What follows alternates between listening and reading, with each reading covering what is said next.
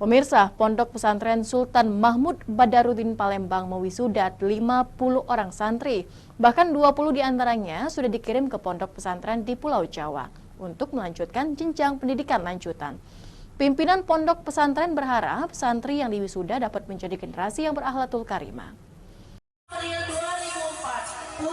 Pondok Pesantren Sultan Mahmud Badarudin Palembang Senin siang mewisuda 50 orang santri di halaman Pondok Pesantren SMP Palembang, Jalan Ponpes Sultan Mahmud Badarudin II, Kelurahan Talang Jambe, Kecamatan Sukarami, Palembang.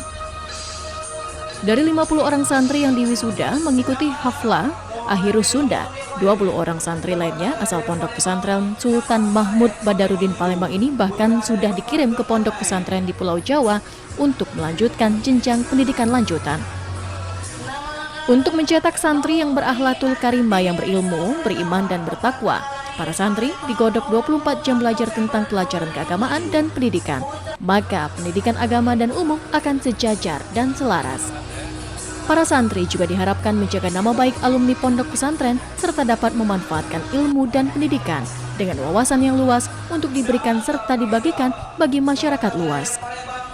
Pimpinan Pondok Pesantren Sultan Mahmud Badarudin Palembang berharap masalah yang kerap mencoreng nama baik pondok pesantren lainnya tidak berpengaruh bagi tingkat kepercayaan orang tua wali murid yang mempercayakan kepada Pondok Pesantren Sultan Mahmud Badarudin Palembang sebagai lembaga pendidikan yang terpercaya. Karena hari ini ada 50 orang dan yang ada 30 karena kita sudah mengirimkan 20 orang ke pondok di Pulau Jawa. Tentunya harapan kami juga pondok ini lebih maju, maksimal, dan menghasilkan lulusan-lulusan yang berkualitas.